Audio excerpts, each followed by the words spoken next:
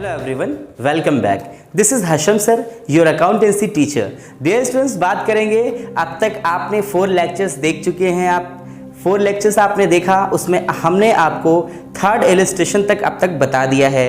मैंने आपको बुक पहले भी रिकमेंड करी थी कि एनसीईआरटीज़ के अलावा जो आप बुक्स पढ़ रहे हैं उनके अलावा भी आपको ज़रूरत है कि आप एक बुक परचेज़ कर लें। आप इस बुक को परचेज करेंगे जिसके राइटर हैं डॉक्टर DK गोयल सर, और ये बुक आर्या पब्लिकेशन की है। मैं आपको रिकमेंड करता हूँ कि आप इस बुक को ज़रूर परचेज कर लें, काफ़ी हेल्पफुल होगी। इसमें बहुत अच्छे अच्छे एग्जाम्पल्स गिवन हैं। तो उम्मीद करता हूँ कि अब तक आपने परचेस कर लिया है। अगर जिन्होंने अभी तक नहीं परचेस किया है वो फटाफट से परचेस कर लें।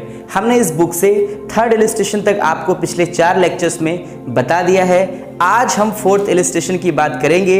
4th इलस्ट्रेशन में क्या गिवन है, अगर आपके पास बुक नहीं है फिर भी आप इसको पूरा नोट कर सकते हैं, और इसके बाद इसी लेवल पर, इसी बेस पर आपको ग्रुप में क्वेश्चन मिलेगा जो आपको सॉल्व करके भेजना होगा। तो बात करेंगे डियर स्टूडेंट्स आज की क्लास की। 4th इलस्ट्रेशन हम देखने जा रहे हैं। क्लास को शुरू करने से पहले ज़रूरत यह है कि आप अपनी स्क्रीन पर ये क्वेश्चन देखिए। तो आपकी स्क्रीन पर देखिए ये क्वेश्चन, फटाफट से आपको इसका स्क्रीनशॉट लेके रख लेना है। चलिए, उम्मीद करता हूँ आपने अब तक इसका स्क्रीनशॉट ले लिया होगा। आइए क्वेश्चन को कैसे सॉल्व करेंगे ये हम आपको बताते हैं। डियर स्टूडेंट्स, बात करेंगे इस क्वेश्चन में। इलस्ट्रेशन नंबर 4 है जिसमें गिवन है कि आपका एक जो बंदा है इसमें जिसके लिए गिवन है ये क्वेश्चन, कहा गया start is business with cash. इसने कैश के साथ बिजनेस शुरू किया है। कैश, अच्छा एक और चीज आप समझ लो। आपको मैं एक चीज बताऊं, ये जो यहां पर मैंने सबसे ऊपर वाली पहली लाइन में लिखा हुआ है, ये सीरियल नंबर, ट्रांजैक्शंस, फिर एसेट्स और लायबिलिटीज प्लस कैपिटल, जिसमें मैंने यहां पर लिखा हुआ है कैश, शेयर्स, स्टॉक, बैंक। जबकि पिछली बार आपने देखा होगा तो यहां पर डेटर्स भी रहा होगा और फर्नीचर भी रहा होगा, कई चीजें हैं। तो ये जो बदलाव होते हैं ये कैसे होते हैं ये भी मैं आपको समझा दूं।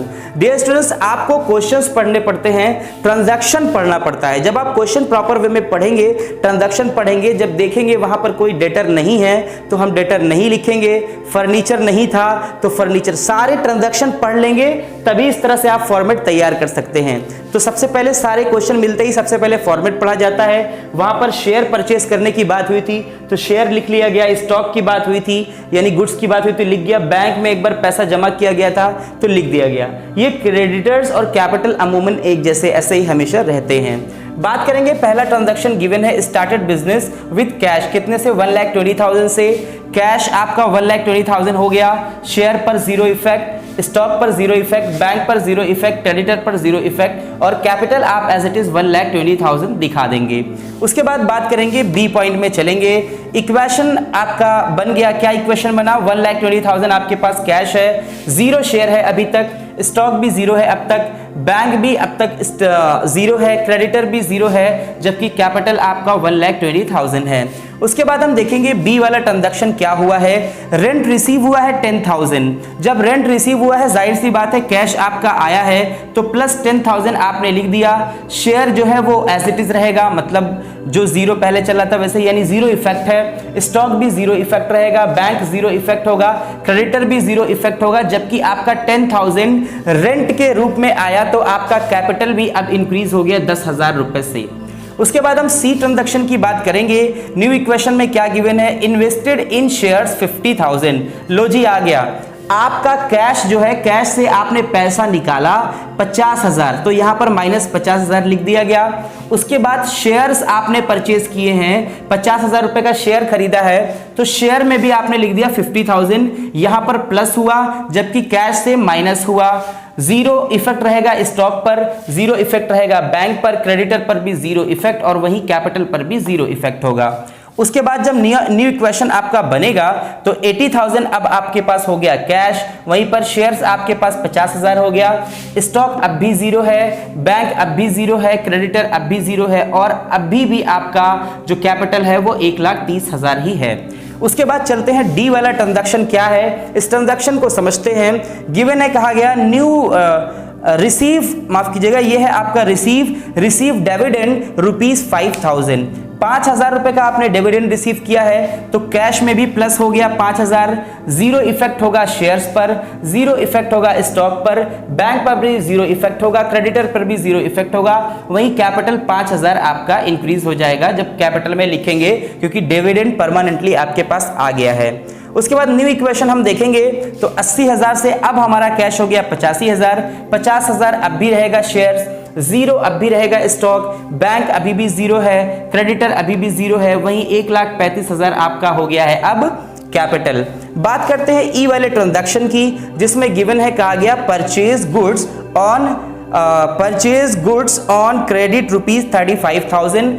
35,000 रुपए का आपने गुड्स खरीदा है, यानी स्टॉक है ये आपका, जो कि क्रेडिट पर आपने लिया है। तो क्रेडिट पे लिया है मतलब उधार लिया है, कैश पर जीरो इफेक्ट होगा, शेयर पर जीरो इफेक्ट होगा, जबकि स्टॉक प्लस हो जाएगा 35,000 से। वही बैंक पर जीरो इफेक्ट है, जबकि अब आपका क्रेडिटर हो गया है 35,000। अब भी आपका कैपिटल यहां पर जीरो इफेक्ट रहेगा, यहां पर कोई सीन नहीं है। तो न्यू इक्वेशन जो बन के आएगी वो 85,000 जैसे पहले था वो एज इट इज रहेगा कैश, और आपका शेयर्स भी एज इट इज रहेगा 50,000। 35,000 अब आपके पास स्टॉक है, ये एक नई चीज जुड़ गई। उसके बाद बैंक भी जीरो ही रहेगा अभी भी, और 35,000 क्रेडिटर भी हो गया, 1,35,000 जैसे था एज इट इज कैपिटल रहेगा। उसके बाद हम बात करते हैं, गिवन है, कहा जा रहा है, यहां पर देखेंगे न्यू इक्वेशन आपकी ये बन गई। इसके बाद अब जो है नया ट्रांजैक्शन क्या हो रहा है, paid cash for house hold expenses 7,000। आपने हाउस होल्ड एक्सपेंसेस के लिए 7,000 दिया, मतलब कैश से परमानेंटली निकल गया, तो 7,000 आपका माइनस होगा कैश से, वही जीरो इफेक्ट होगा शेयर्स पर। वही 35,000 जो ये स्टॉक था वहां पर कोई असर नहीं पड़ेगा, यानी जीरो इफेक्ट होगा। जीरो इफेक्ट बैंक भी होगा, क्रेडिटर भी जीरो इफेक्ट होगा, जबकि आपके कैपिटल से 7,000 अभी परमानेंटली आप दिखा दोगे कि निकल गया।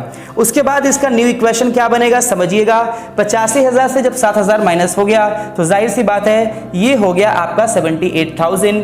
50,000 यानी 50,000 अब भी शेयर्स रहेगा, 35,000 स्टॉक अब भी रहेगा, जीरो इफेक्ट पड़ेगा आपका बैंक पर, 35,000 आपका क्रेडिटर जैसे था एज इट इज रहेगा, लेकिन अब कैपिटल 7,000 माइनस हो जाएगा तो 1,28,000 हो जाएगा।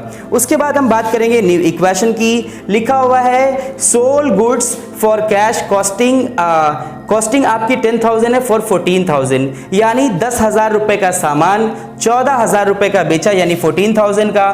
तो ये 14,000 यानी 14,000 कैश में आपका हो जाएगा प्लस 50,000 जो शेयर आपका है यहां पर एज इट इज, यानी जीरो इफेक्ट यहां पर पड़ेगा, जबकि सामान आपका 10,000 रुपए का गया है। याद रखिएगा जो आपका सामान है वो सिर्फ 10,000 रुपए का था, लेकिन आपका जो कैश आया है वो 14,000 आया है। तो हमने 14,000 यहां कैश में प्लस दिखाया, जीरो इफेक्ट दिखाया शेयर्स में, वहीं पर 10,000 हमने घटा दिया है स्टॉक में। अभी बैंक जो है वो जीरो इफेक्ट ही रहेगा, क्रेडिटर पर जीरो इफेक्ट, जबकि 4,000 परमानेंटली जुड़ जाएगा अब किस चीज में, कैपिटल में। आइए बात करते हैं न्यू इक्वेशन आपकी क्या बनेगी। तो न्यू इक्वेशन जो बनेगी 92,000 यानी 92,000 अब आपका हो जाएगा cash, 50,000 share as it is रहेगा, 25,000 सिर्फ बचेगा अब आपका स्टॉक, पहले 35,000 हुआ करता था, 10,000 का माल आपने बेच दिया है। जीरो इफेक्ट अब भी रहेगा किस चीज पर, बैंक पर, 35,000 क्रेडिटर अब भी रहेगा, लेकिन अब जो कैपिटल होगा 1,28,000 से 4,000 जोड़ेंगे तो 1,32,000 हो जाएगा। उसके बाद हम न्यू इक्वेशन की बात करेंगे। न्यू इक्वेशन ये हमारी जो बन गई, उसके बाद हम देखेंगे नया ट्रांजैक्शन क्या है। लिखा हुआ है cash paid to Ragini 35,000। Remember dear students, अभी आपने स्क्रीनशॉट लिया होगा, जो हमने सामान क्रेडिट पर लिया था वो रागिनी से ही लिया था, यानी रागिनी हमारी थी क्रेडिटर, कहा गया उसको 35,000 रुपए पे कर दिया गया है। आइए देखते हैं, लिखा हुआ है रागिनी को cash paid to Ragini 35,000, cash से हमने माइनस कर दिया 35,000, जीरो इफेक्ट होगा शेयर्स पर, जीरो इफेक्ट होगा आपका स्टॉक पर, जीरो इफेक्ट होगा बैंक पर, वहीं पर 35,000 पूरा माइनस हो जाएगा क्रेडिटर से, उसके बाद जीरो इफेक्ट होगा कैपिटल पर। न्यू इक्वेशन जो बन करके आएगी वो 57,000 आपका होगा। अब आपका 57,000 कैश हो जाएगा, 50,000 आपका शेयर होगा, स्टॉक होगा 25,000, जीरो अभी भी बैंक है, और 0 हो जाएगा आप क्रेडिटर, क्योंकि 35,000 पूरा आपने पे कर दिया। वहीं पर कैपिटल आपका 1,32,000 हो जाएगा। लास्ट में उसके बाद हम बात करते हैं, गिवन है, ये आपका न्यू इक्वेशन बन गया। अब नया ट्रांजैक्शन क्या है देखिए, डिपॉजिट इनटू बैंक। देखिए ये जो बैंक लास्ट में लिखा था ये इसका यूज था, इसलिए इसको बाद में दिखाया गया, क्योंकि पहले सारे ट्रांजैक्शन को पढ़ा गया फिर वो लिखा गया था। अब देखिए लास्ट में क्या कर रहे हैं, कहा जा रहा है कि डिपॉजिट किया गया है बैंक में 20,000 रुपए, तो कैश निकल गया, 20,000 आपने कैश से माइनस कर लिया। जीरो इफेक्ट है शेयर पर, जीरो इफेक्ट है स्टॉक पर, जबकि बैंक में आपने प्लस कर दिया 20,000 क्योंकि यहां पर जमा किया। क्रेडिटर पे जीरो इफेक्ट होगा, कैपिटल पर जीरो इफेक्ट होगा। तो फाइनल इक्वेशन जो बन करके आएगी 37,000 आपके पास बचेगा कैश, 50,000 आपके पास शेयर होगा, 25,000 आपके पास स्टॉक होगा, 20,000 जो बचेगा वो बैंक में रहेगा, जीरो क्रेडिटर, और आपके पास कैपिटल अब है 1,32,000। तो डियर स्टूडेंट्स, बात करें अगर आज की क्लास की, तो आज की क्लास में आपने सीखा इलस्ट्रेशन नंबर 4 आपने सॉल्व किया, और फाइनली जो है ये इसको आपने बहुत ही अच्छे तरीके से सॉल्व कर लिया है। तो क्लास आज की कैसी लगी, आपको क्लास समझ में आ गई कि नहीं आई, ये मुझे आप कमेंट सेक्शन में ज़रूर बताएंगे। अगर क्लास पसंद आई है तो दोस्तों में शेयर कर देंगे, और साथ ही साथ वीडियो को लाइक कर देंगे। Thank you very much.